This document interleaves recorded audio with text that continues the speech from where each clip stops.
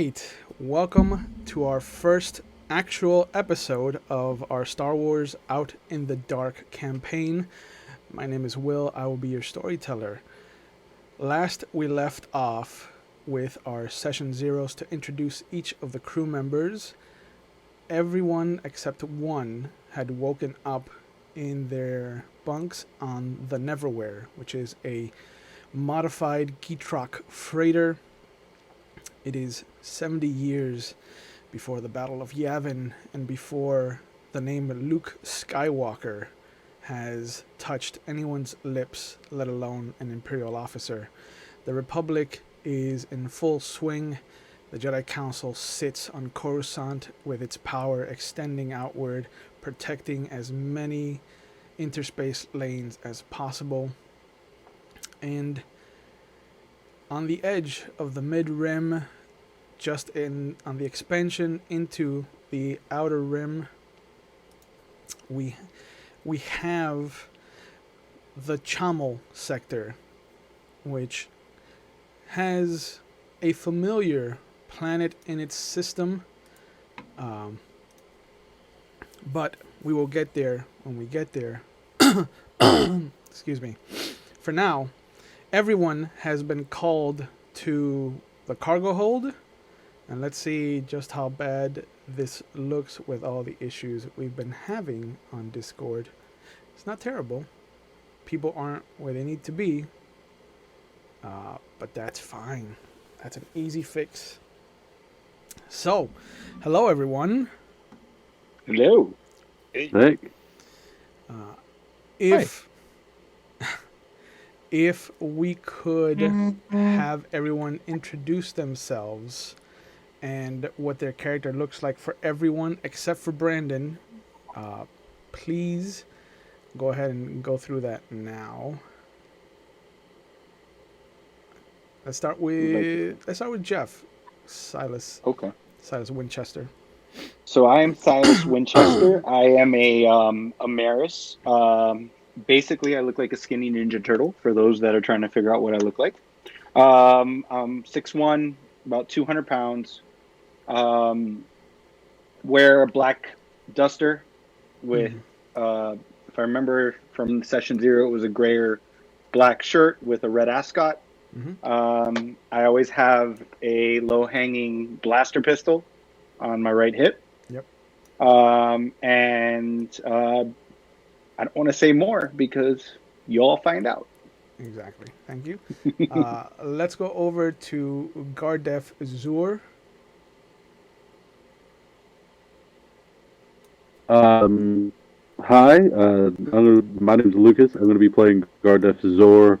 He is a Najib, and he is essentially a space dwarf, for those more familiar with that particular race. He has got a row of needle-sharp teeth that he will likely smile at you over a nice frosty beverage from whatever planet he's on. And his favorite way to make friends is bar games and drinking. Oh, also, he's usually got quite a few tools in his belt, and he works best when he's had a couple. Okay. Dr. Xylus Shakti, if you'd like to go next. Yes, hello, my name is Xylus. My name is Katie, and I'll be playing Xylus. Xylus is a Zalorian, which is a near human, so I look pretty human, but have like emerald green eyes, a shaved head, like a buzz cut. I'm a little under 6 foot and about 135 pounds. I'm like non-binary, don't know what my gender is, or like you can't really tell, can't really discern. And yeah, I think that's it. Okay. And last but not least, our Celestin. Ike, please introduce us to Flid. Hey, I'm playing Flid Grilled, actually. He's about like 5'5", kind of chubby, overweight, not too skinny.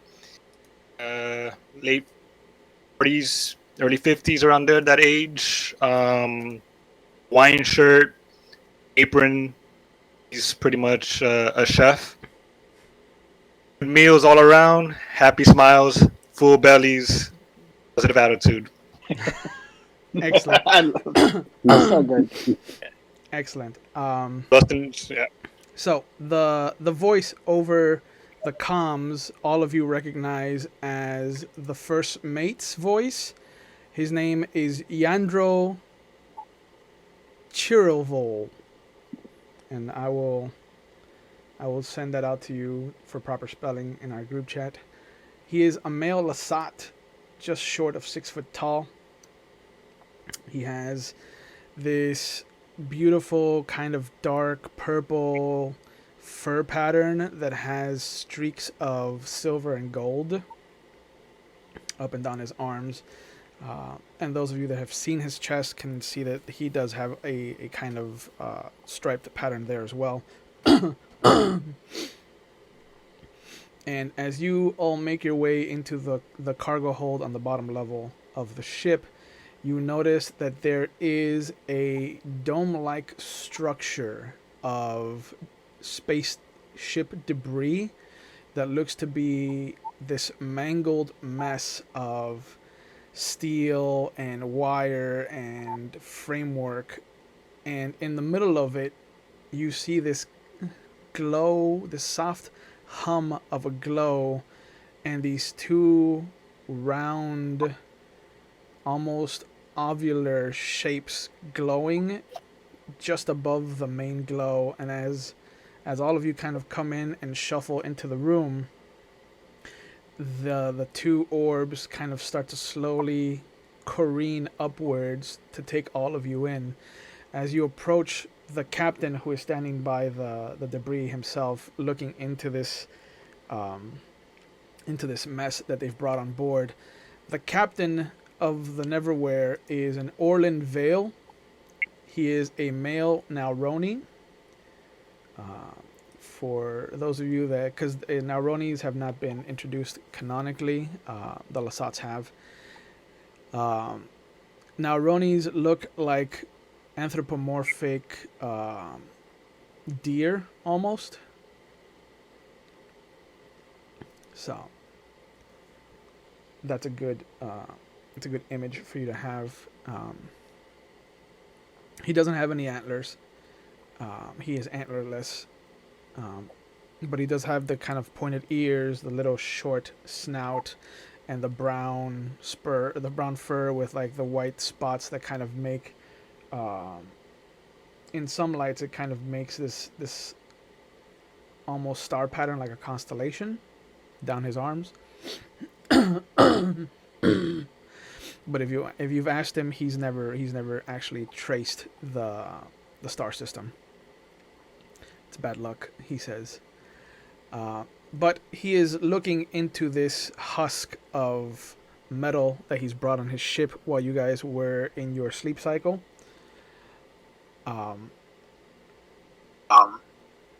What do you guys want to do?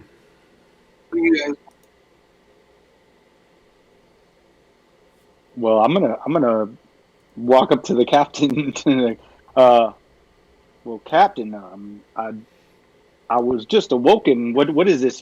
What is this mess that's here? What are you bringing onto the ship? I don't think we can get a lot of money for this. Well, I don't think so either. But that, and he points into the husk, the center of the husk, and you see the glow and the two kind of small glowing orbs just above it. He's like, that was supposed to be a dead droid, a relic piece that we found floating that brought us out of hyperspace. It's not supposed to be active. But the second we gave it some juice, it started acting up again on its own accord.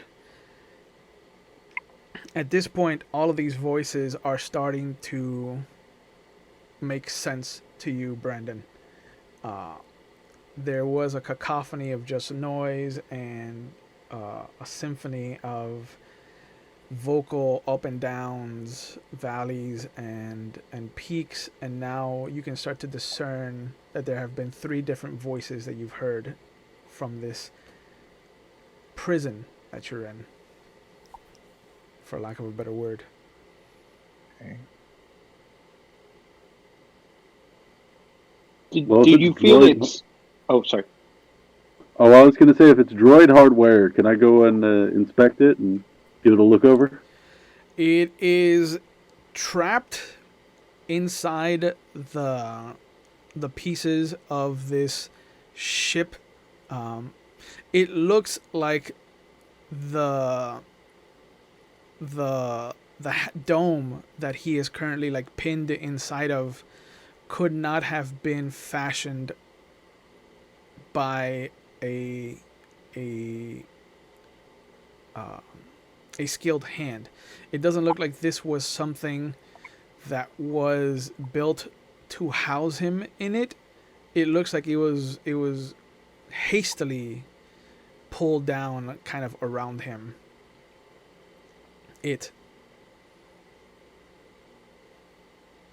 Okay. Is it heavy? Can we move it out of the way? Yeah, between 2 of you, you can definitely start to pry and pull pieces away from the dome itself. Walk away from the Okay. droid. Okay. So I'll help with that. All right. So you see Flid step away. Yeah, I try to walk us or away from the droid and all that mess. Okay. My hand slides down to my blaster. All right. Orlin and Yandro will start to help as well. You notice that certain pieces shift easily, and certain ones have to be pried.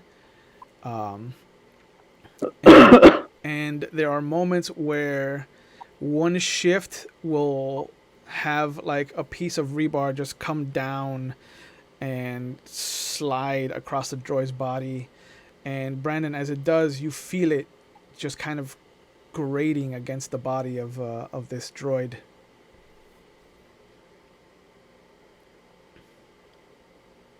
Okay. Your vocal units have been slow to start.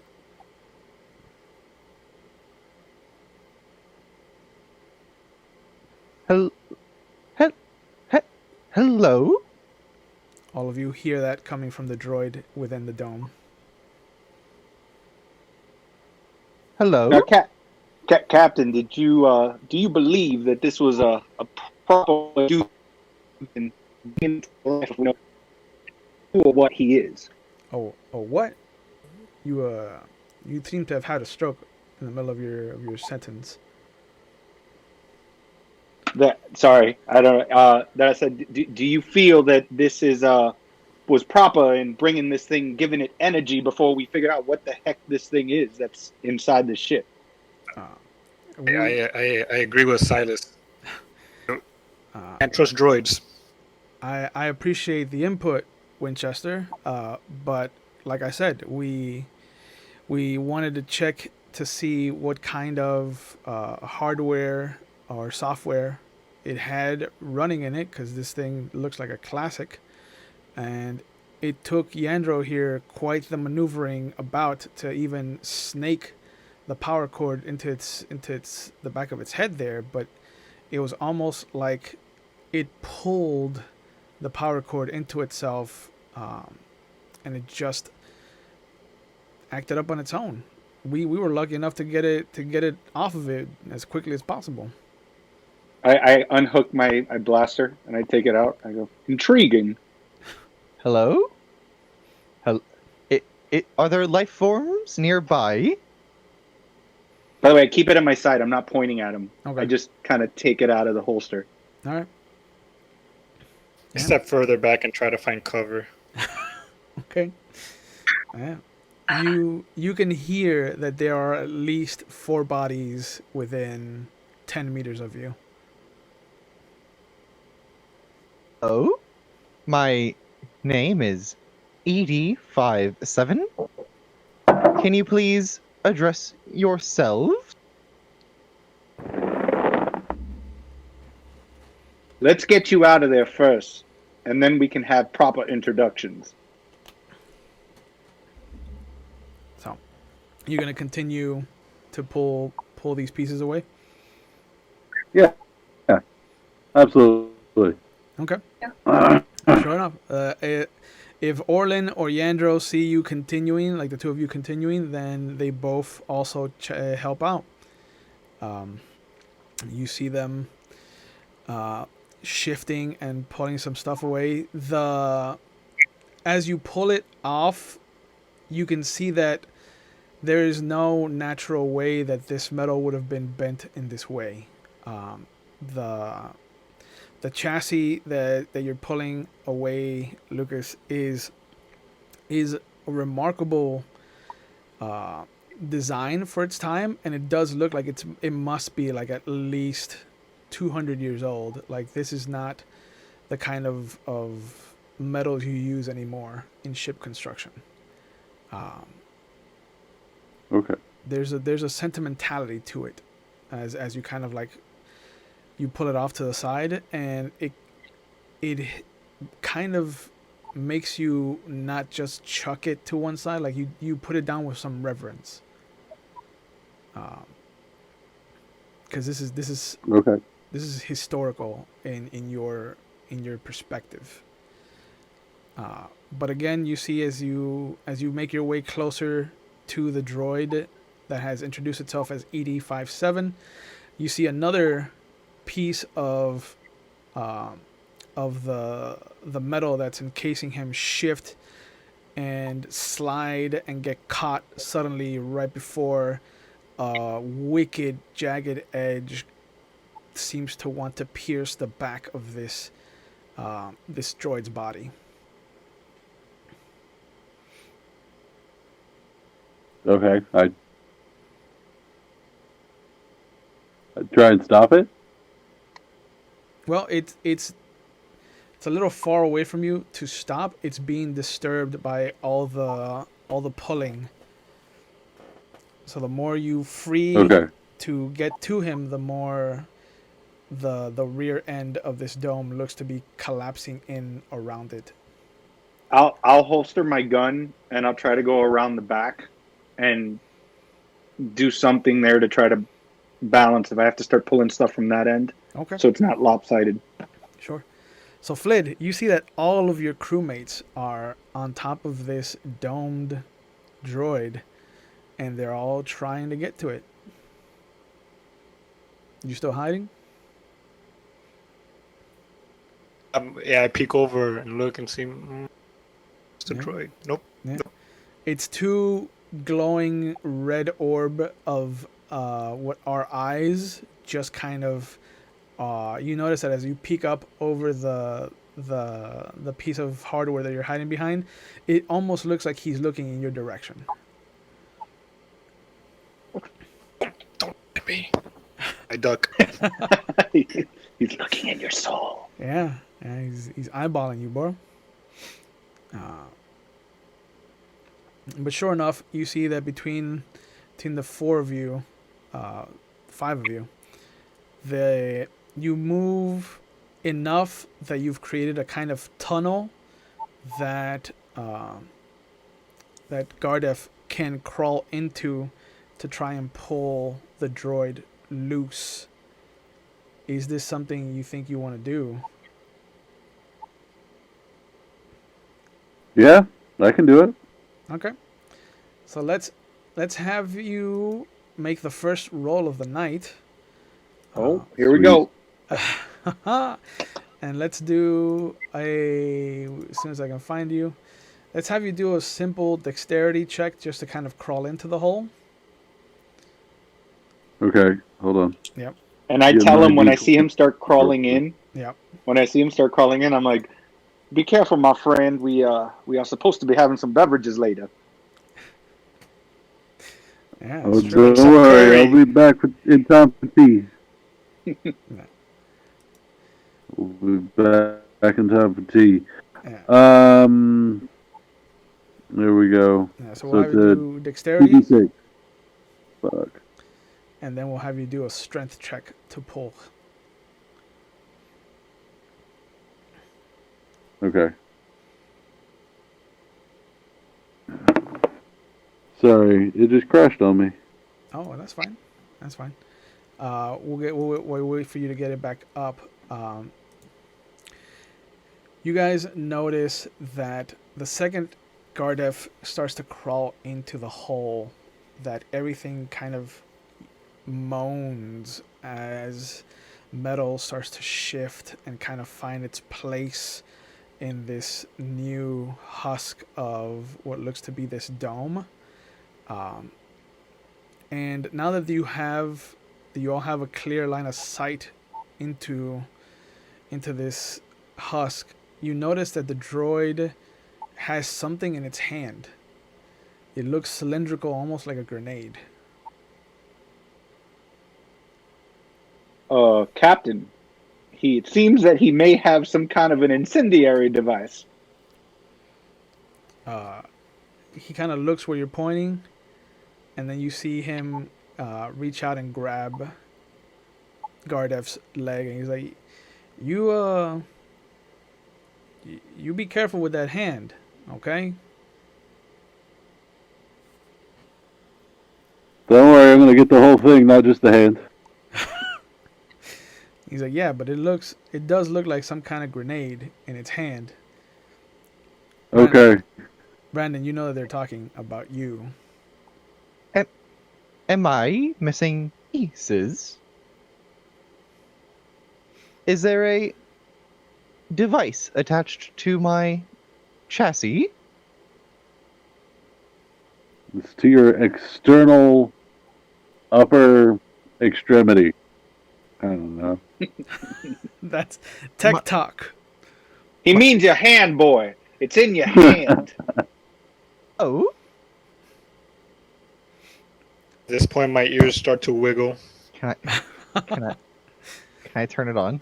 I'm nervous. Your hand, without turning your head, your hand instinctively, your thumb moves to the traditional place that you have been so many times before, and you hear the click, the very soft, silent click, but there's nothing.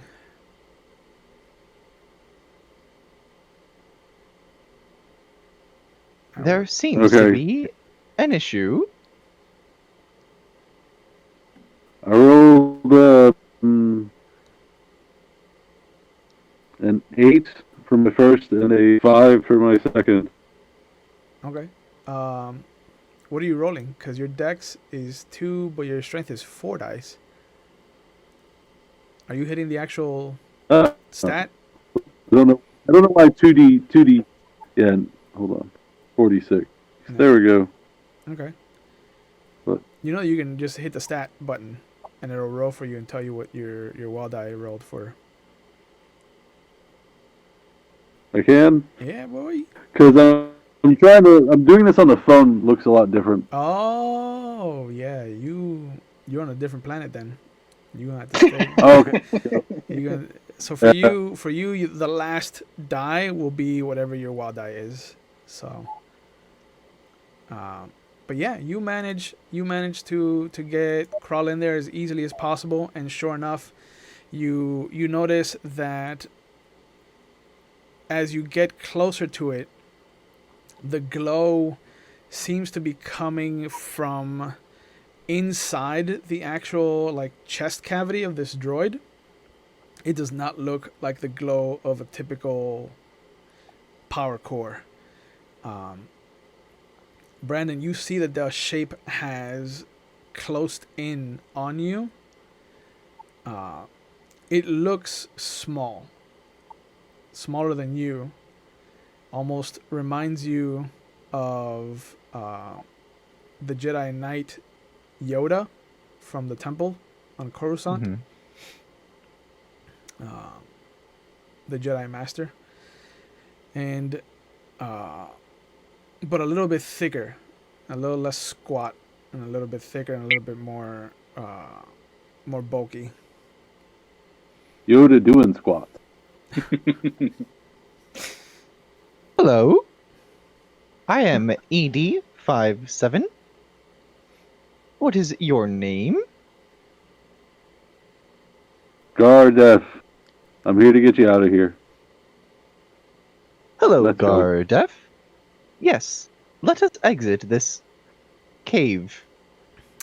As soon as you pull him from the kind of harness or jail that he's been surrounded by, you see the jagged piece of metal come sliding down and just pierce the back of this droid body, and then you hear a cracking noise, and from one of the holes at the bottom of his chest, you see what looks to be a trickle of precious stone, and then there's this wave of cold, just hatred that extends out from him.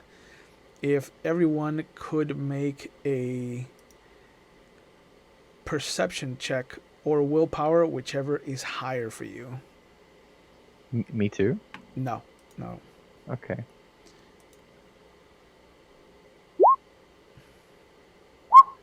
Okay.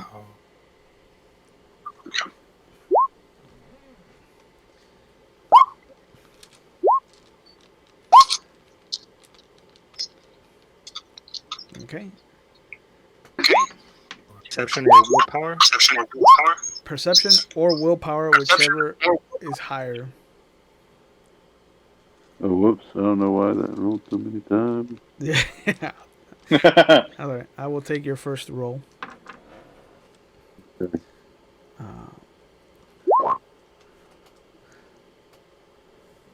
So, okay. Looks like a lot of you got double digits, which is fantastic. Lucas rolled 18 times, so let me average this out. All right. So Jeff, Katie, you guys are fine. Ike and Lucas, you feel this dark wave of energy just emanate out from this droid, and out of nowhere you two feel incredibly sick, and you see Yandro tumble back and have to hold himself on the wall to keep himself from falling over, and the captain just completely falls over holding his ears. But Ike and Lucas, you hear this horrendous wail, this mournful kind of screech just reverberate through your body. And just, if you weren't so sturdy of form, this would have torn through you. As it is, Ike and Lucas, you take 1 health level of damage, so you guys are considered bruised, I believe. No, wounded. Sorry. We're so lucky I made that save. Where do you go for that? Wounded? At the top of the character sheet, there you'll see a wound level. It's a drop-down menu, and you should be able to choose wounded from there. A good start. Katie, Wait, go ahead. It's wounded? Yeah, wounded once. Should be the first wounded. Okay. The first wounded there as an option. Katie, Okay. you, even though you were able to shrug it off, you can feel lingering effects of cold and just this emotion of hatred that just kind of clings in the back of your mind, and you have a vision of what looks to be this crystalline forest, but the trees grow without branches. They're just these very pristine and beautiful kind of cylinders, these hard cut, gemmed stalagmites that grow up, and there's a alien sky to you that has a shifting aurora of a sky that barely lets you see the stars beyond it, and you can just feel like your whole skin is electrified on this planet. Your hair stands on end, the little bit of hair you have stands on end, and it feels odd, like if you've ever had your leg fall asleep and then you had that pins and needle sensation rolling up and down it, but it's all over your body. And then just as instantly as that vision hits you, you hear a small thud, and you see you're brought back to the cargo hold. Brandon, you are also at the first level of wounded. Oh, fuck. As a small shard has broken off from the core.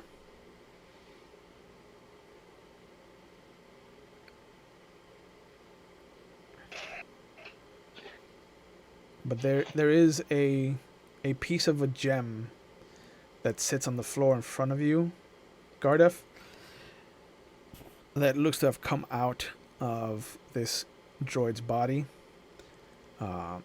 followed, and it's surrounded by a little layer of fine granulated gem dust that looks to be the same kind of rainbow-esque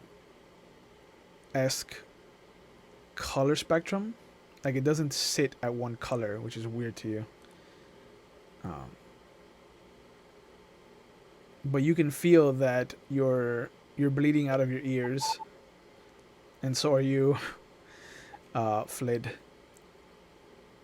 My gosh, make it stop! Make it stop! Well, this may not have been a proper introduction. So we only see, so Katie's fine, Yeah. everybody else has blood coming out of their ears? Yes, everybody affected by the pulse has suffered a traumatic kind of mental anguish. Well, I'll run over, I guess, to the captain and Leandro and like check on them. Okay. Go ahead and give me a first aid check. Oh, I was gonna grab that gem real quick. Yeah, that more than doable. Oh, Oh no. Don't check me first. Yeah. like you got blood in your ears. Do you Oh, need me gosh. to take Yeah. care of that? Like, you rush over to Yandro and you stick your finger in his ear and he just screams bloody murder because they are so sensitive right now. Does that hurt? Yeah. Don't. You see him just like he holds his head as he realizes how loud he's being in his own head, and it almost feels like they're hung over. And you see the captain just kind of like whispering. He's like, "Please just stop shouting. Just please." Does anyone require medical assistance? From you. I look at the captain, I'm like, can I shoot him yet? He's Somebody like, do something. The pain's unbearable. "Doc." Then you see You're in pain? immediately he stops himself. He's like, "Doc, can you do something for us, please?" And he just gets lower and lower with his voice as it continues to pain him to be loud. Can I walk over to Flid to give him first aid? No, you're still being pulled out of this hole. Oh fuck! I thought I was Doctor. already standing. Doctor, my suggestion is do not stick your finger in their ear. It apparently does not work well. Good idea. Is there anything I can do? Can I help at all? Are you yelling? There is You're very quiet. a med kit that you could bring from the first aid station. It's upstairs though, so. So I would have to go. I mean, I can run. I'm a little fast, right? Yeah. You can if you wanna go and grab it, you can. Okay. I guess I'll do that. I mean, otherwise, these people are just here and blood is spurting from their ears. If I'm the only one that's okay, I feel like I kind of have to do that. Okay. All right. So you all see Xylus run off.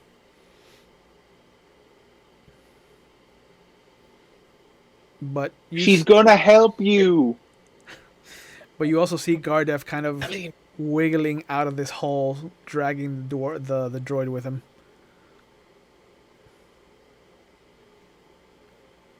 The light. Look what I found.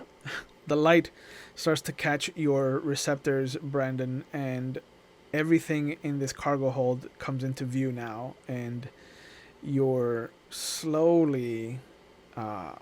You know that you need to do some work on them, but you have an out of focus view of the room, almost like if you were going through life without your glasses on. So you can make out shapes. You are all 5. What? 1, 2, 3. You are all 5 lovely forms. Well, there's 4 of us, right? No, 6 of us. One of you left. I'm not there. Yeah. Oh, that's right. Yeah. Hello. I am ED57. Is everyone okay? Why are you yelling? It also still has the cylindrical item in its hand. Can I see what it is? Sure. You're at eye level with it. Go ahead and make a knowledge check for me. Okay. Yeah. See if I can do it just once. That'd be nice. Can I put it away? Sure. Okay. I'm going to put it back where it goes in my leg. All right. So you see, as you're looking at it, his outer thigh on his right hand side opens up, and a sliding compartment kind of comes out, and he clicks it into place, and it slides in, and the thigh closes again, like RoboCop.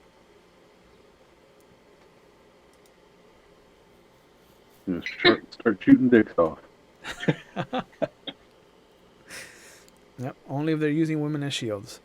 I pull out the blaster Okay. again, and I'm like, it seems like your way of introducing yourself is causing all my compatriots to bleed out of their ears. I don't take too kindly to that. Oh, are you bleeding from your ears? Oh, no. I am much capable of administrating first aid if you would deem it necessary. It is the least that I can do for you. I look at the captain, and I'm like, if he helps, then you're all taken care of. But if he's not, I can shoot him. He's like, let him start with Yandro then. I'm not in a hurry to get looked at.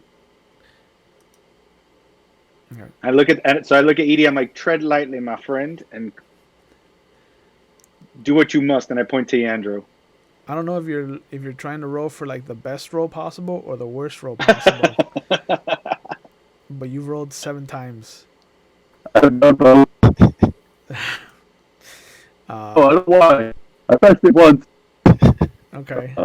So I'm gonna take the low end of the mean total here. and you don't recognize what it is. It looks like it might be a glow rod of some kind, but just like the battery part of it. Like you don't see the emitter or anything of that nature anywhere near it. Okay. Brandon, as you approach Yandro, you see that he pulls out a vibro knife, Mm-hmm. and the blade immediately starts to vibrate. And he just looks over at you. He's like, "I hope you give me a reason to use this." Do you not need medical attention? Yeah, I do, but I also know what you did to me.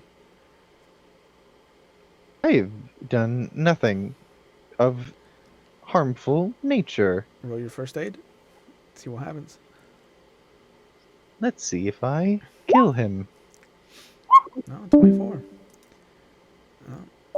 You actually do not kill him, and you do help him as best as possible.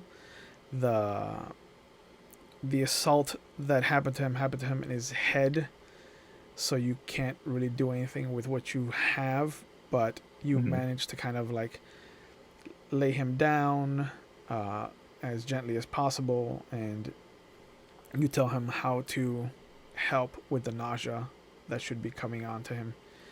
And at this point, Dr. Shakti returns holding a large med case.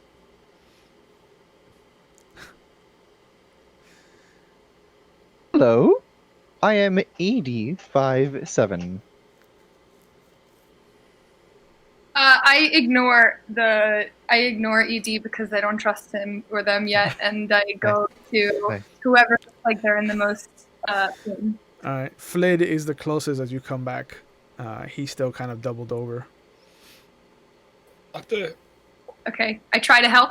All Is right, there anything I can do? yeah, go ahead and make a first aid check. And I'll add 10 to your total because of the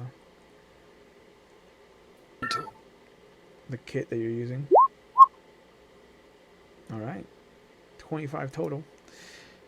So yeah, you listen to what he says is happening to him, and you look through the items in the box, and you can create a cocktail of different things to help, and it immediately alleviates the mental anguish you're being put through. And there's enough to give everybody a dose. So even though nobody has healed the damage, you will heal after a good long night's rest. thank you, Doc. Thank you. Thanks, Doc. But all of you are sitting in this cargo hold with this strange droid who is sitting Hello? or standing over Yandro currently. So why don't you begin by telling us who made this for you and what you're doing here?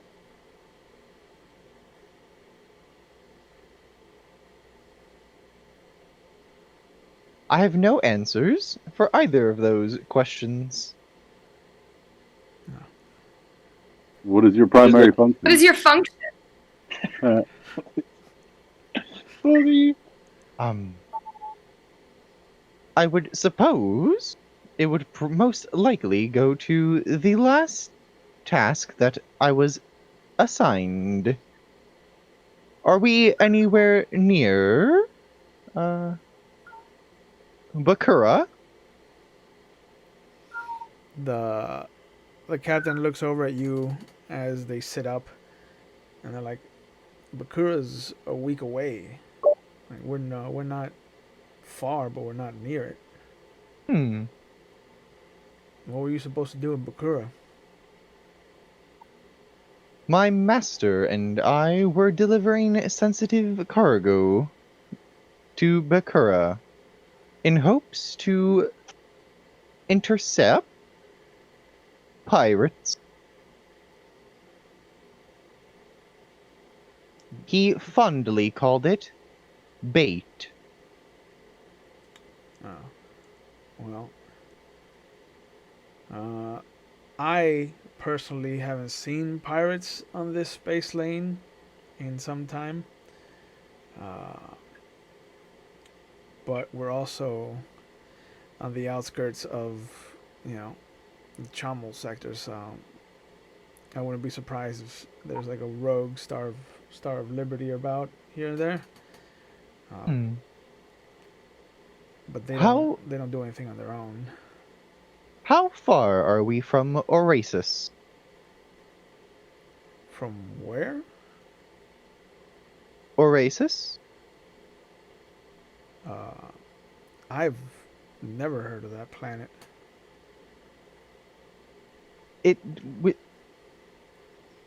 Oasis? Home of one of the many Jedi temples. Now, why would you be looking for a Jedi temple?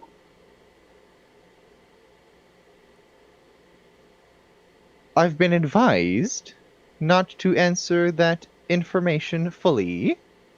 However, I can tell you that in the current set of predicaments I find myself in, it would be important for me to return. Oh, I wholeheartedly agree. I'm so glad to hear that we are both on this same page. And I put my whole gun back in the holster. Okay. I'm just staring at him. Is there a hollow chess table on this ship?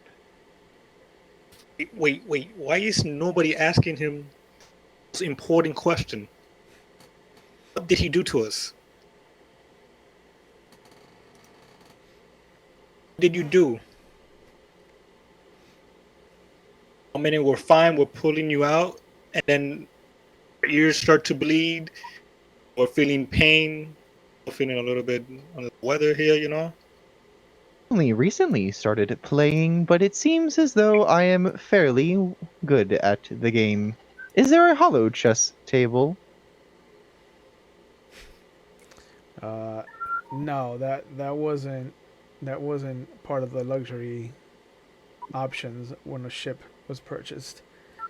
Or the question, Captain. That was not the question that was asked to him. Thank you, Silas. Thank you. It seems as though my attempt at avoiding this question was unsuccessful. Yeah, I'd say that was unsuccessful. Shame.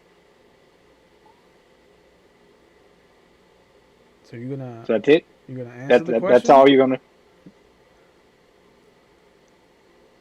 I don't necessarily have an answer.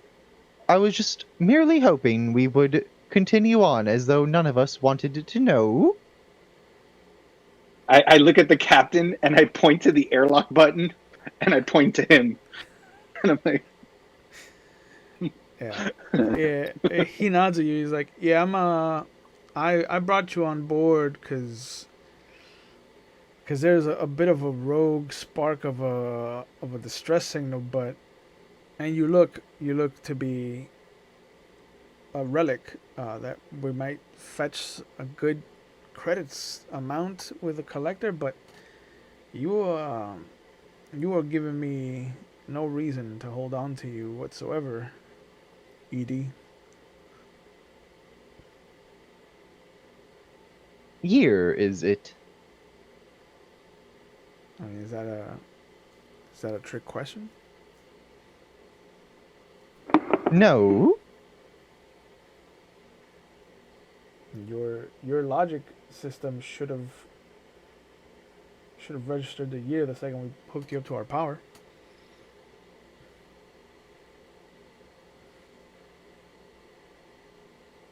So are we just not going to answer the question? Yeah. How does it feel? I like playing hollow chess. Brr, brr, brr, brr.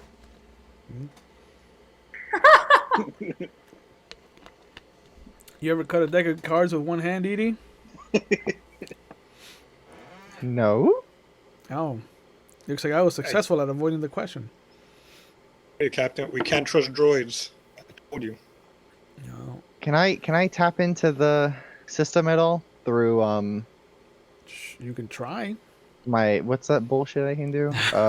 What's that With bullshit telecommunication. I can do? Try, yeah. All right. How do I roll for that? Go It nuts. doesn't interact with comlink equipped computers. Detect any operating technology. I don't know what to roll for It says an with easy it. perception check. Oh, I just can't read. Yep. Hey, Will, Yes. has Barnaby been watching all this? Did you bring him with you? I thought I told you that he was coming with me Okay. Then yeah, after we finish this. he's been watching. Okay, perfect. Yep. We're gonna do a playback later. Hey, I'm super blind. Where's perception? It's one of the 6 main attributes. It should be the top one on the right hand side.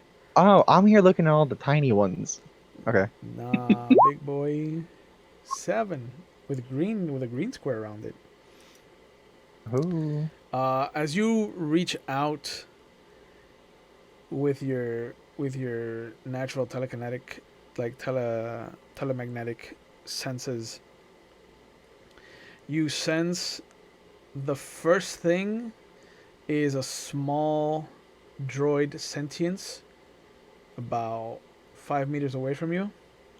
Hmm. Then you sense another larger droid sentience about 17 or 18 meters away from you, above you and behind. And then you find the ship's actual computer, and the moment you kind of start communicating with it, you start getting all the information about like what year you're in, the last couple of entries for the captain's log, and like where you're currently going, which is not Bakura. Oh no. Uh, This is not good. the ship is scheduled to arrive in Naboo in 4 days. Am I familiar with that planet? You can make a knowledge roll to see what you know about it, or planetary systems if you have it.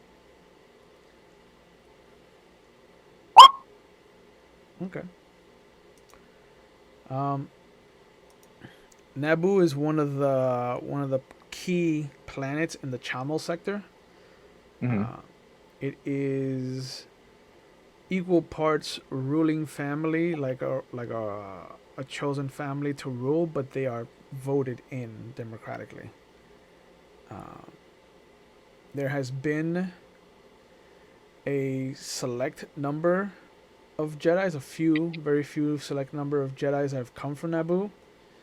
And you know that there are 2 species that share the planet, one on the surface, which is predominantly humans, and then an aquatic species called Gungan, though they are considered lesser.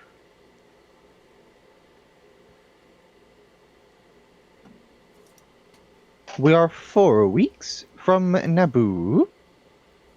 4 days. Would it be 4 days from Naboo?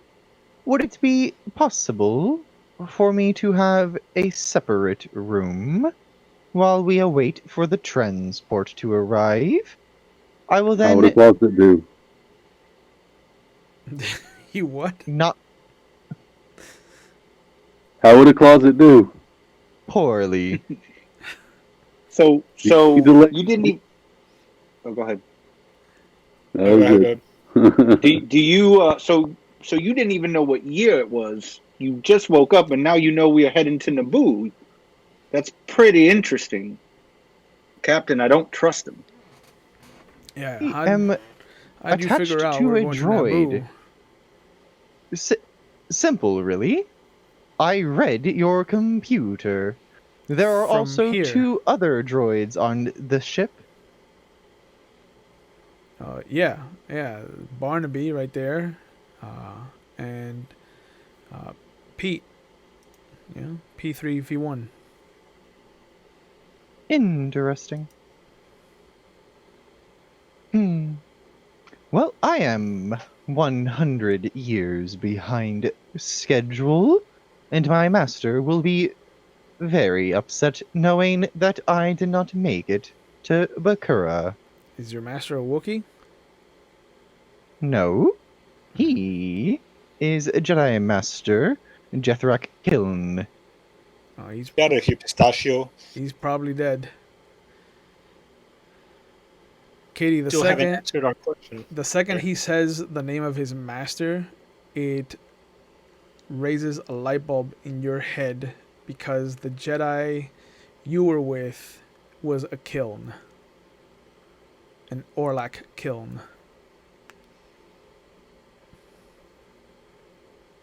Okay.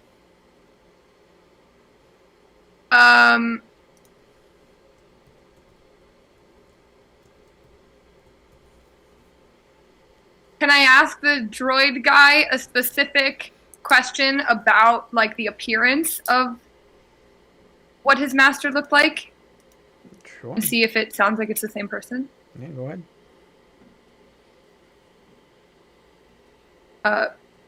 What does your master look like? Jedi Knight Jethrak Kiln is, or I suppose now was, a coy knight. Very rough around the edges, on occasion particularly rude to me, but that is fine. I believe that is one of the small traits that created our friendship. Did this coin knight like you? I think so. That's a fucking lie. I cackle.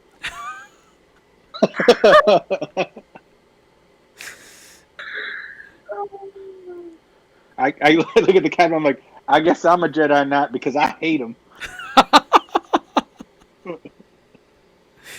Well, you know the rules. Don't go lightsaber in any part of my ship, please.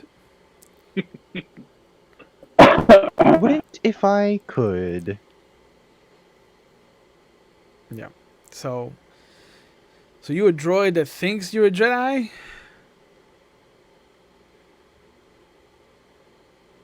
Sure. If that puts your mind at rest, I mean, it doesn't. we can believe that. Now I will return to my previous question of is it possible for me to rent a room? You have credits? 500. Wow. I mean, we do have a closet that you can rent for I'll say 50 credits. I don't think you're gonna need much more than that. I would prefer a larger room. And I would prefer my friends to not be bleeding out of their ears, but we don't always get what we want. Yep. I mean, we have a storage facility that could be turned into a room. Do that for 200. Captain, he just made our ears bleed. That will suffice. He also has money, Flid. I hand him 200 credits. He counts it in front of you. He's like, okay.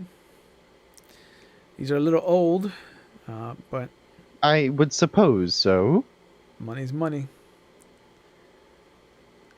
All right. Yandro, show our guest to his room. Thank you. You gonna be all right once we get to Naboo? Yes. All right, good.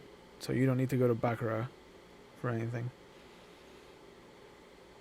No. Excellent. All right. Well, enjoy your stay. I mean, I tell you the name of the ship, but you probably already know. So. Yes, the Neverwhere seems to be a fine vessel. Yep. That's not creepy in the least. And you see Yandro kind of just pat the the droid chassis and motion for you to follow him as he Thank you. leaves the cargo hold and starts making his way upstairs. The rest of you are sitting in the cargo hold with the captain. Mhm. And he Does he look broken? Is he like all messed up?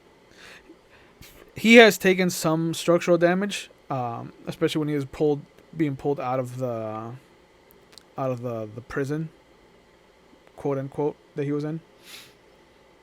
But he seems to be walking fine, getting around. So Will, I kneel down. Mhm. I call for Barnaby, All right, he comes and I over. have Barnaby go right in the center of everybody. So you guys see a little repair droid, Little pit droid, like one of the little pit droid, like if you watch Mandalorian, like what the lady has like with the little the little domed helmet, just the head. one camera for an eye, and just no vocal cords, but just like a little like pencil thin frame body. Like when he gets called over, like he kind of like quickly taps over and holds Silas's Gesundheit, Silas's like bottom of his pants, almost like a little kid. And then when he tells him to kind of step in between everybody, like he does so meekly. Like he is a little droid who understands how tiny he is in this oversized world. But you see him kind of meekly step into the center of all of you, and his hands are kind of like up beneath his camera, kind of like, tucked, elbows tucked in, and just kind of like, is this where you want me? Kind of pose. Yeah, and I look at him and I nod and I look at the rest of the crew and I say, I feel that it would behoove you to see exactly what myself and Silas saw, what occurred to you guys. Barnaby, can you play back that you caught up to when that hunk of metal started talking? It nods, and you see its head just tilt up completely 90 degrees, and this hollow projection of the room takes up the space between all of you.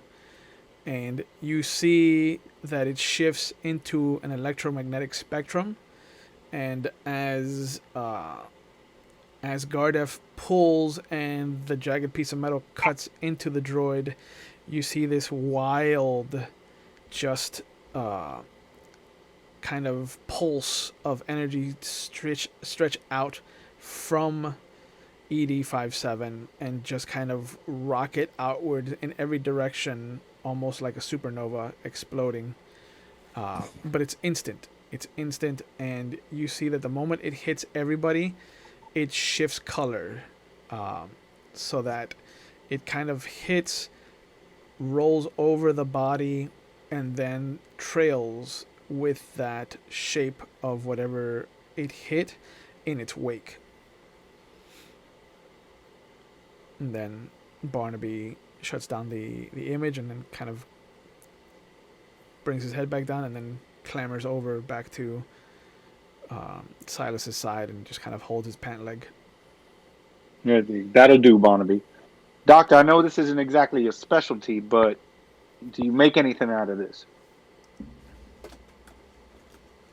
Do I?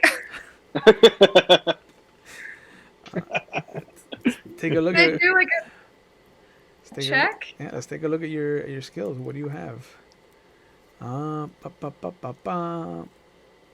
You could try a bioengineering check.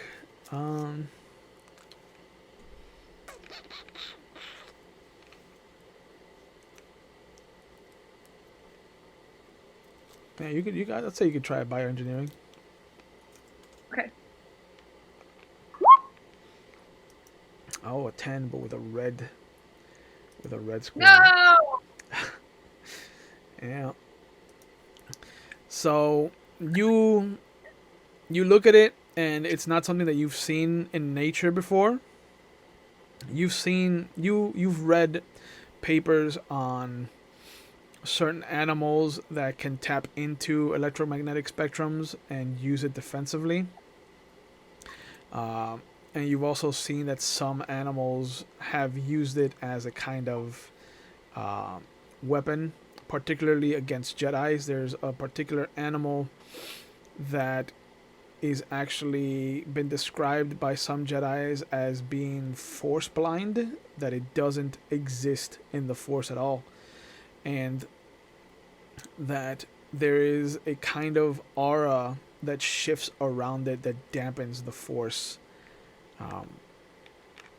And if it's cornered or feels threatened, it can lash out with that negative force to create a kind of electromagnetic pulse that has done the exact same thing that's happened here.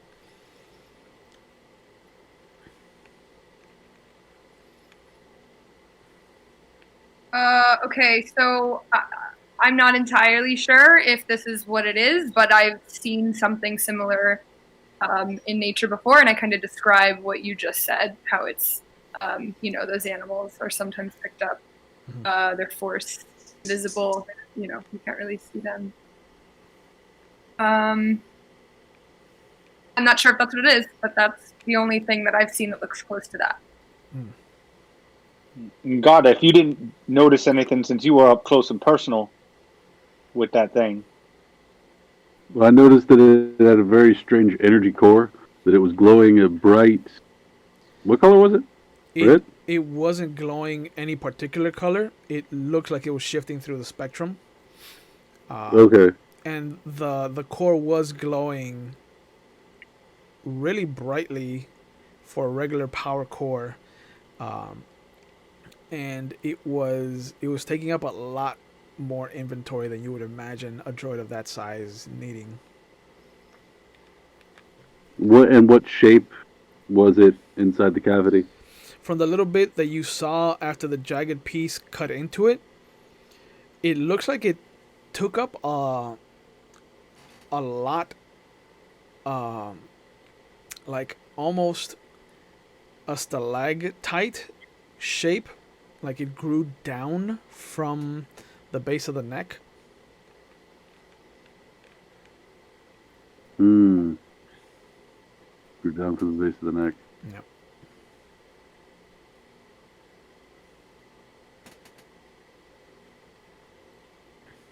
Like even the shard that you have seems to pulse with a little bit of electromagnetism. Well, I pull that out, and I'm like, well, this fell out of him, and I show it to the rest of the crew. To everybody else, it looks like a small gem, and as it catches the light, it kind of shifts in the color spectrum. Katie, you can hear it crying, like a child that's lost its parent.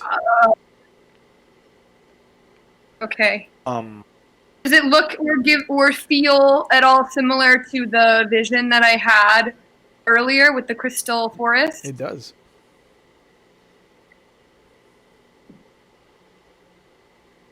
It looks like it should belong there.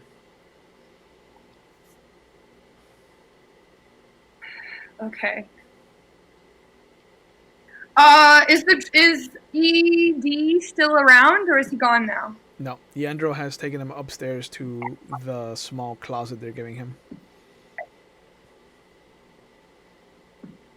All right, so I'm gonna let everyone know that sometimes I have visions, and I did have one while this was happening, and I have a feeling that the place that he was trying to get to that we hadn't heard of has these crystal life forms that grow. Also, it's crying right now, the crystal that he's holding. Oh, this day just keeps getting weirder. Yeah. Question, Chewy. Yeah. Does this gem resemble anything like the gem that I have in possession? No. Your gem looks like it has a dark cloud within it with like red veins. Like if the cloud and the veins are an impurity, then maybe it would have looked the same, but it does not at all. So, doctor, so this place that none of us have ever heard of, you've seen it in this vision. Yeah. Yeah. I wonder if after Naboo, that might be something monetarily that could be substantial for us as a crew. I mean, It's possible. I think we should be careful, though. It didn't feel like I was supposed to be there. It felt wrong. It felt I mean, off. Gardev, you have mining a background. What do you reckon we could get for one of these crystals the size that you got there? You find the right person, you can tell them that it's one of them Kibber crystals that make the flashy swords. And you could probably sell it for a good amount of coin. But if we actually find out what it is, that'll help a lot. Have you ever dealt with a crying crystal? That seems mighty peculiar to me. I've had someone cry over a crystal, but not one shed any tears.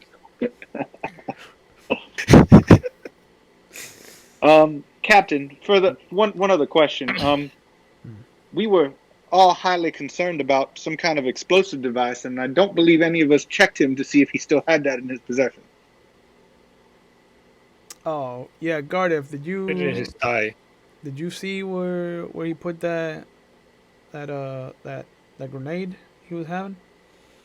It looked like he had a hip compartment that he slid it into, a holster, for lack of a better term. I wonder how many other compartments he might have. You know, I could probably ask if he needs some repairs and do a little poking around. I think that's mighty neighborly of you. Yeah. Yeah, I'll let you. Anybody handle hungry? Too. I can whip something up while we talk about crying crystals and continue to talk about this droid. Breakfast, Doctor, would maybe. you like to hold on to the crystal? Sure. Yeah. Do I notice anything when I touch it? The second it touches your hand, it goes quiet.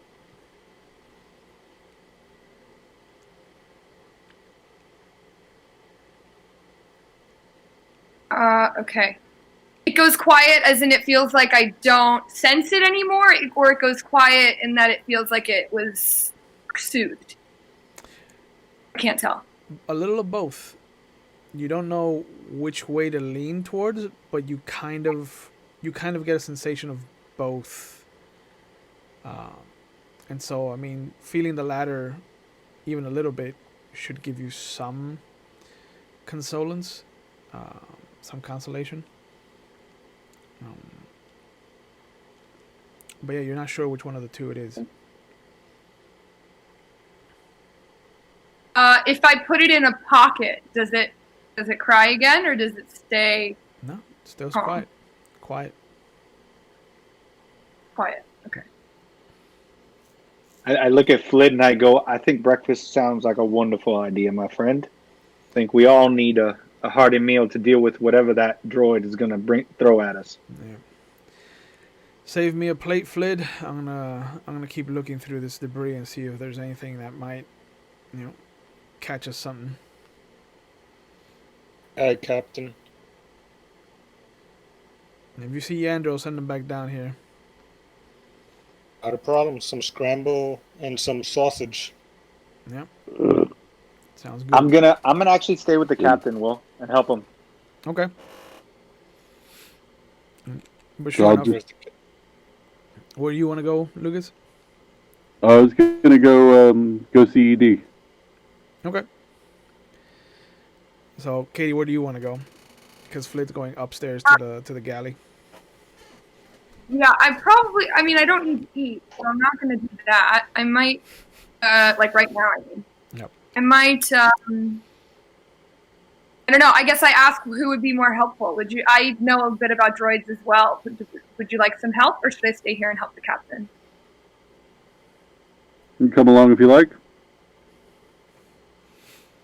All right, I'll go with Gardev. Okay. So the two of you go up, and you pass Yandro as he's kind of walking into the galley, and you see him kind of picking up a piece of fruit and cutting a slice for himself. And he just looks over at you. He's like, if you're gonna go talk to our new friend, be aware that he does not shut up at all.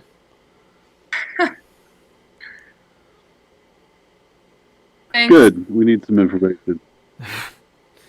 All right. Well, you see if you can get anything out of him, because he just kept wanting to talk about his life, and it is boring.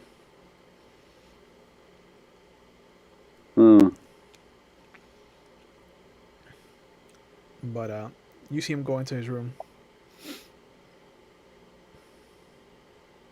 Oh, is it?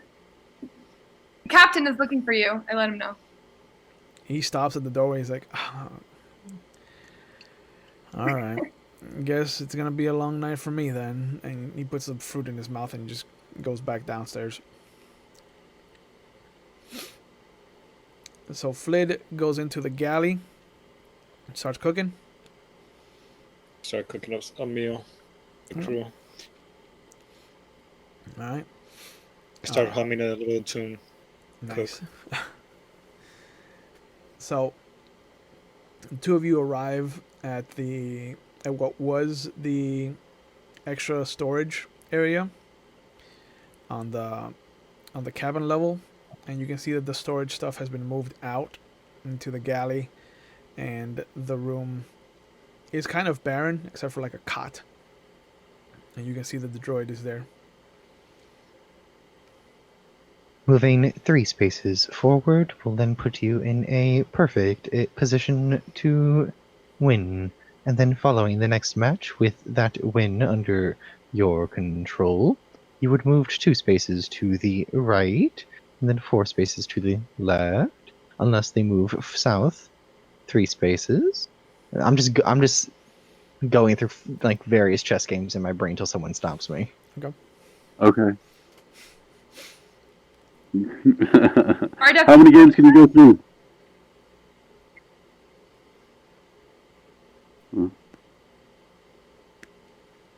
How many games can you play at once? At the moment, 2. Oh. Well, I noticed that you got a little bit of damage there. Do you mind if I, or would you like some repair work? Oh. I can take care of it myself, thank you. Glad to hear that. Yes. So it's unfortunate we don't have a hollow chessboard. I'm quite fond of games. Are you? What kind of games do you like to play other than that?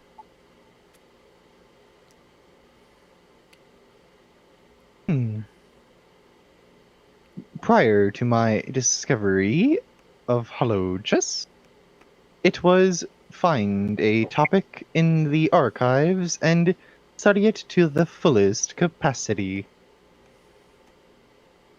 That is So it doesn't sound like you played. Game. It doesn't sound like you played many games when you were new, young. Yes. I guess. I've played physically 2 games of hollow chess.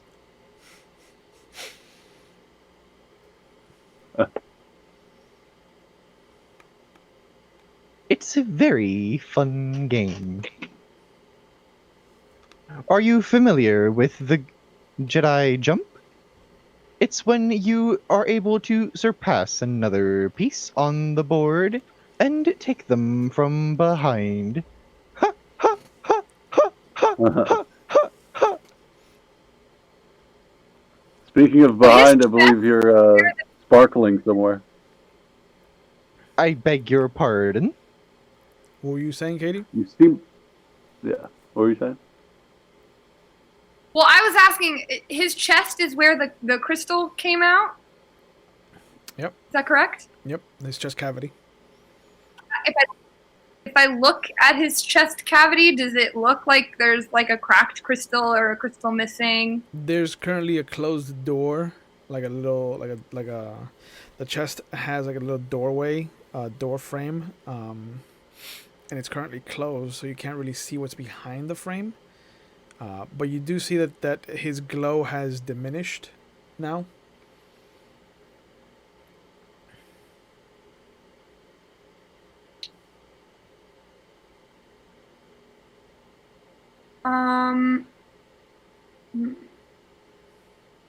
Could we, without him knowing, disable him? You could try, sure.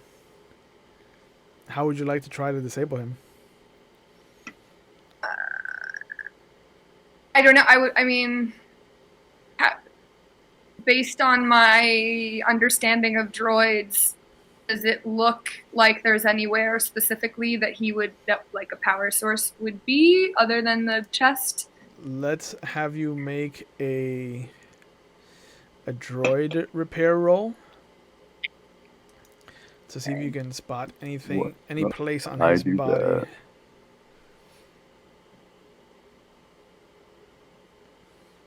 Because he is an older model. Okay. 14. Yeah. Lucas, you actually rolled the one time. I know. Yeah, no, it's such a big leap in such a small time. I know. Yeah, the two of you are in the middle of talking to him, and you're kind of both looking at different parts of the body from your different height perspectives.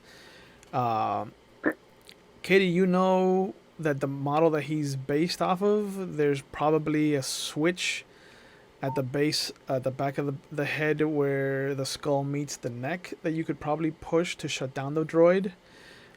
Lucas, you know that there's an outlet where the belly button would be on the body, that if it's overloaded, it could shut down the body.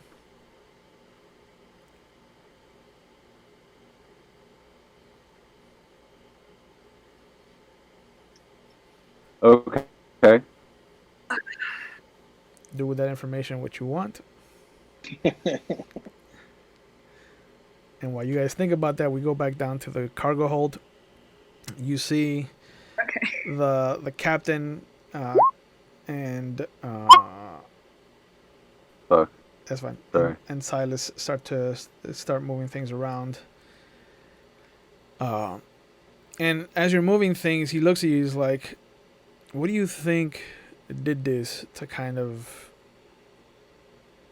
contain him? Do you think this was made to hold him for some reason? Like this isn't the way metal's supposed to bend." At all. It feels to me him being shut off and him being in these clear. I'm no expert, but based on what y'all are saying, it's ancient material. And him saying that, I think he said something about being 105 years past his time. I'm thinking they don't put something that valuable in space without a reason. Yeah. I think I should have left this where I found it. I'm more curious about what he's doing with Jedi. Well, I mean, Jedi always use droids to help satiate any misconceptions about what they do, and he might be a translator. That's what Pete was before we switched this protocol. But do droids typically call a Jedi the master, or maybe he belonged to isn't the that Jedi? typically the students? Don't their students usually aren't they the ones that call them that? Sure. Yeah, but you know, Pete used to call me master because I owned him. You know, droids, the property, and not people. I look down at Barnaby and I go, "Don't worry, I don't think of that way of you, my friend." Yeah, he looks down at Barnaby and he's like, "Yeah, you're different. Present company excluded." And like, And you see I, Barnaby I, stand a little taller. I'm concerned because I feel like we're dealing with forces that we don't truly understand. I mean, it's a droid. It's not unless it's one of those droids that they use to find, you know, kids that should be Jedi. Then he's valuable as all get out. And then again, I've never seen a droid cause all of my crew members and people I call friends all incapacitate in one single shot. Is also true. So it might just be the The good way. doctor shed some. The good doctor did shed some light on the situation, as did Gardef, with the material that he found. But I still don't. I still don't like it. Uh, let's send out word to Coruscant that we might have found one of these Jedi Seekers. They might have a reward for bringing him in, and then we'll figure out how to shut him down so he doesn't cause any more problems while we take him to the Jedi. I think that might be a reasonable idea. I mean, we could always use some money for so we could have Flid make some means. I think we have a nice meal, a nice expensive meal out of everything we've been to. Yeah, yeah.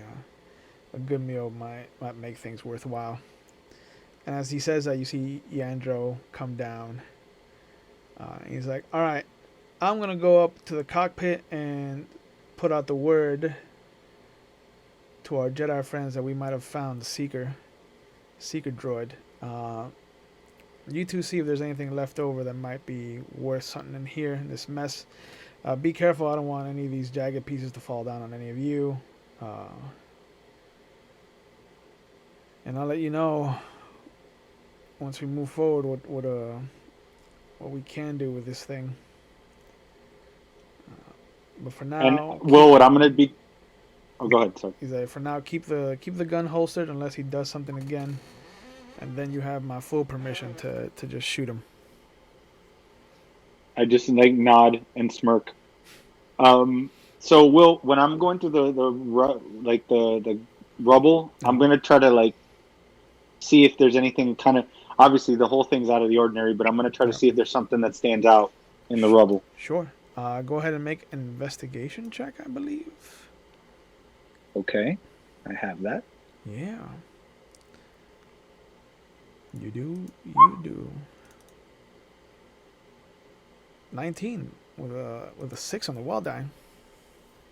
So sure enough, as you and Yandro kind of finish off for the next hour and a half, you guys finish clearing the debris and putting it into piles and whatnot.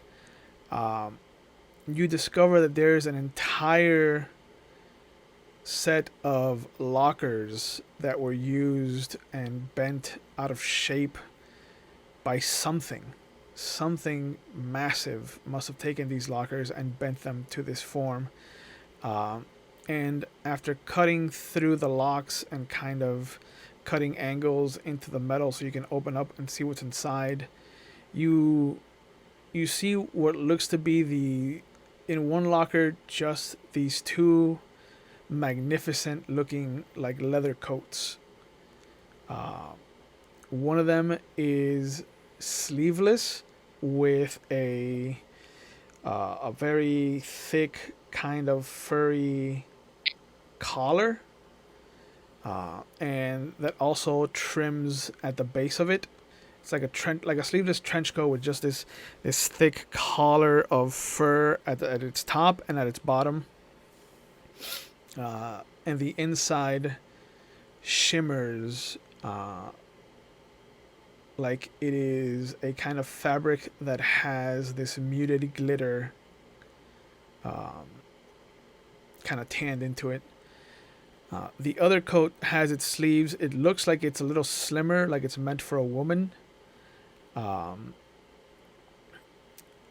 Or a human woman of some kind. And it doesn't have the furs, but it is thicker on the inside.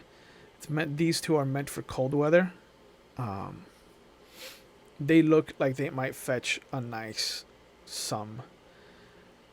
The second locker looks like it might have had some rifles,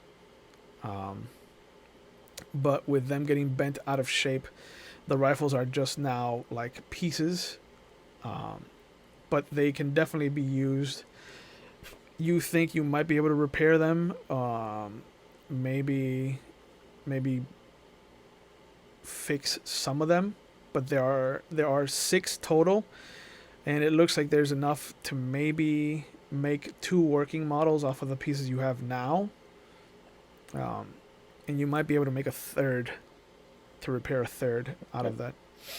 And then the third locker has a small foot locker in the base of it that survived being bent, and it has a bioscan lock. So there's something inside that's locked away. But given that the bio lock is probably impossible to crack at this point, you're looking at needing to get it spliced by somebody. But there's a treasure chest. There is a treasure chest literally sitting there. No, well, there was. It's in my room now. No. There was. It's in my room now, and there's going to be a crew meeting.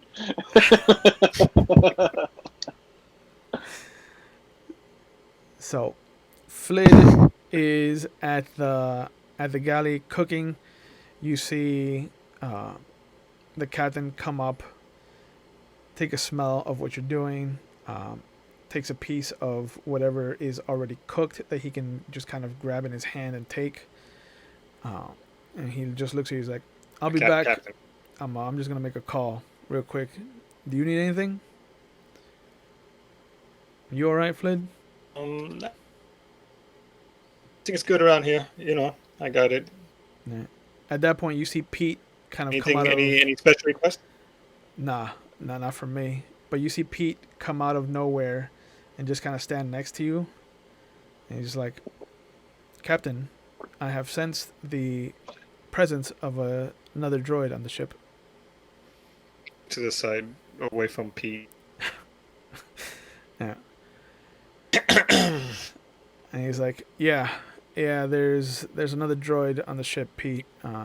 Keep your distance. I don't know if it's haywire or if it has some kind of virus, but just keep your distance. I don't want you befalling the same fate that whatever happened to it happens to you.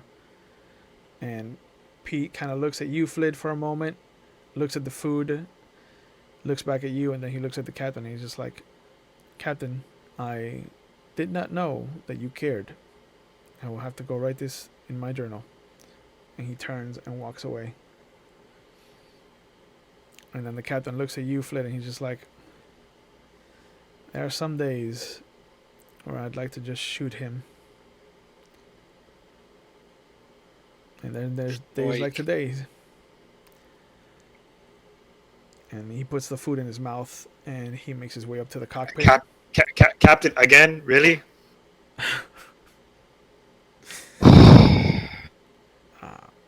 But did you at least wash your hands? And you just hear from the hallway, no. Well, that presentation gone to waste. Edie, Gardef, and Xylus, you guys are in the room together. How would you like to proceed with your questions answer? Is there anything I can do to help the two of you? Or would it be possible for me to have some alone time? I didn't think robots did that kind of thing. Yeah, what do you need alone time for? Personal things. I thought that droids had no concept of that. I suppose droids wouldn't. Meaning you're not a droid? A conversation for another day.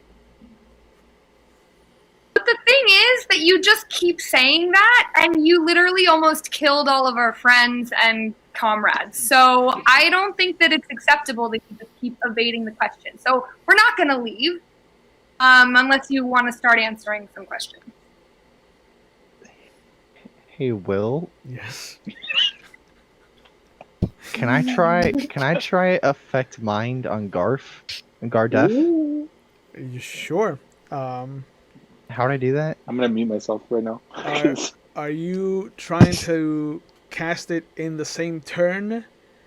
Like you're just gonna take the one turn to use your force power? I mean, Or are you gonna slowly try to manipulate his while I want it to be so like it's a slow manipulation while I'm talking, just like to leave me alone. Okay. Then it's gonna Yeah. have to take the course of over 3 rounds. Okay. Okay. And let's see what happens with your first roll, which is gonna have to be control. Okay. And be aware that if you fail any of these rolls, your power automatically fails. I got a 5. You got a 5 on your control roll. Let me shift to these force powers. So the control difficulty is very easy for perceptions, easy for memories, and moderate for conclusions. It's modified by proximity. So right off the bat, I can tell you that you have failed your control roll. All day, every day, baby. So you turn to Gardef. So you look down at him, and as you start to come up with whatever excuse you're coming up with to get him out of the room, you start to pull on the force emanating between you and him and what binds the two of you together. And Katie, you feel that there's a pulse that comes off of him. And you sense that there's not enough of a strong tether between the two of you to do anything to him.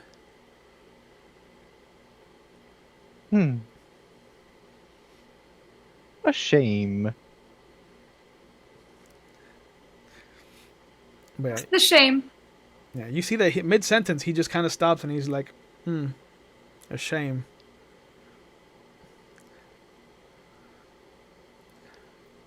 Well, it was a pleasure to hear from the both of you. I will see you all on the next day. And I I'll just teach you a new game. raise my arms and start trying to push him out the room. Dude, you can't push me. Yet here I am. I don't say that.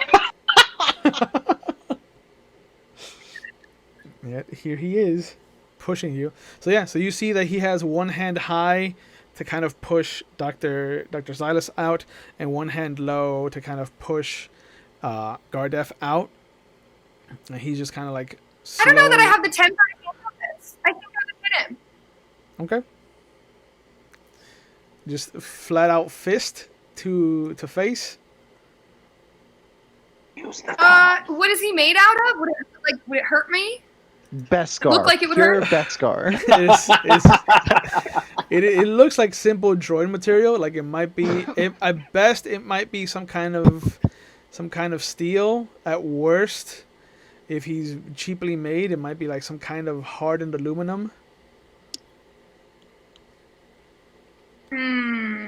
Is there anything around I could throw at him? I'm better at that. Well, he's- I mean, your brawling is the same as your throwing weapons, so. Use the comms. Call me. Yeah, but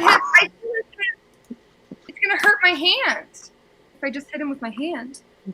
Yeah, I mean there are a couple of shelves that have not been cleansed, that have not been emptied out from when this used to be a storage unit. So you could grab something small off of that and throw it at him.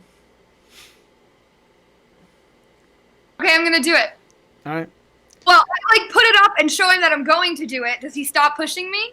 Do you stop pushing her? It's pushing them. If you wish to initiate in combat, I can do so. and I lower my right arm over to my RoboCop hip. Okay. And Use the comms. Use the comms. And you see that as he says that to you, he takes a step back with his right foot, and his hand goes down to where the thigh meets the hip. And this is where we will pick up the next episode. Oh, yeah. So, I'd like to thank all of you for joining us this evening.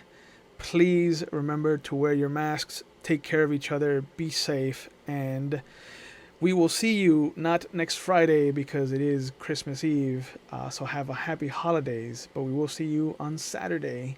So from all of us, thank you for joining us, and we'll see you when we see you.